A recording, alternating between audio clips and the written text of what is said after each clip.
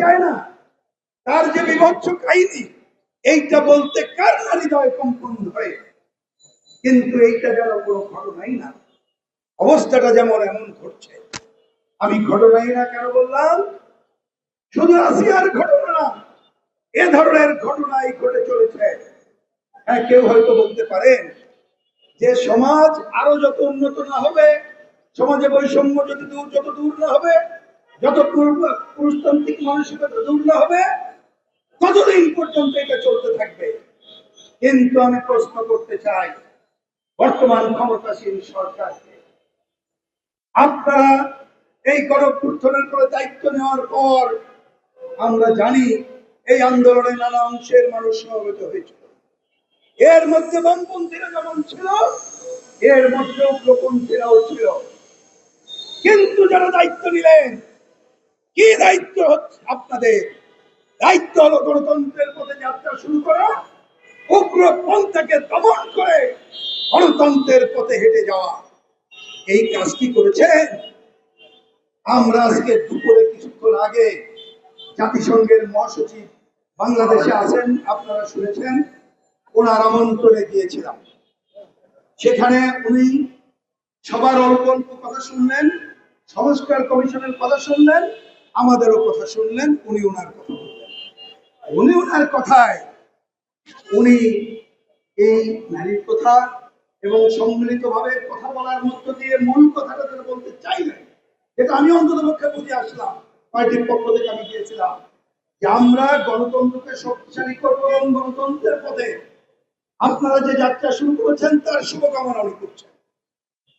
কথা পরিষ্কার। তাহলে যে সরকার এই গণতন্ত্রের পথে যদি আপনার যাত্রা শুরু করেন, তাহলে উগ্রপন্থারা কিভাবে নারীর উপরে বিদ্বেষ ছড়ায়?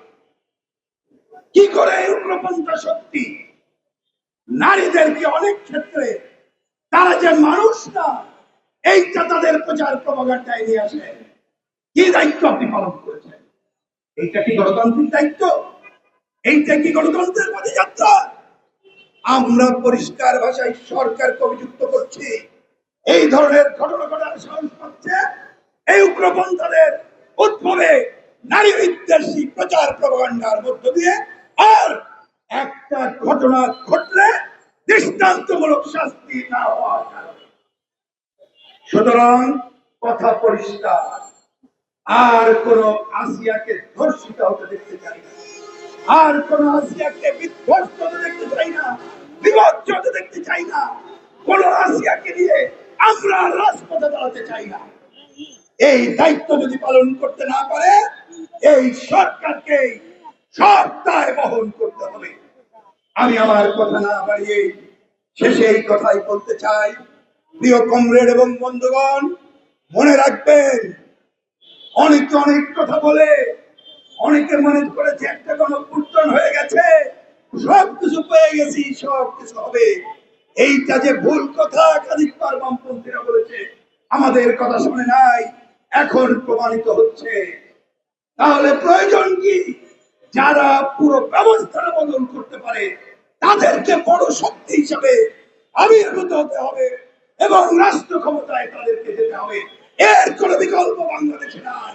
তাই আসুন আমরা আজকে স্মরণে এখানে মিলিত হয়েছে, একই সাথে বাংলাদেশের নির্দিষ্ট রাজনীতিকে সামনে তুলে ধরা, আমরা বাম গণতান্ত্রিক শক্তির উত্থানের জন্য জনগণের কাছে যে প্রতিটি মানুষের মাঝে এই সব কথা তুলে ধরে বিকল্প পথের নির্দেশ করি এবং আমাদের পতাকা তলে এগিয়ে আসার আহ্বান জানাই।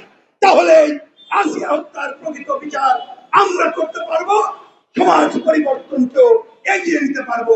এই সংগ্রামে আপনাদের সকলকে আহ্বান জানিয়ে আসিয়ার প্রতি আমাদের সর্বোচ্চ ভালোবাসা রেখে তার শোক সন্তপ্ত পরিবার পরিজনের প্রতি সমবেদনা জানিয়ে আমি আমার পক্ষ থেকে এবং বাংলাদেশের কমিউনিস্ট পার্টির কেন্দ্রীয় কমিটি এবং সারা বাংলাদেশের হাজার হাজার কর্মী সমর্থকদের পক্ষ থেকে তাদের প্রতি সমবেদনা জানিয়ে আমি আমার কথা শেষ করছি। ধন্যবাদ সবাইকে।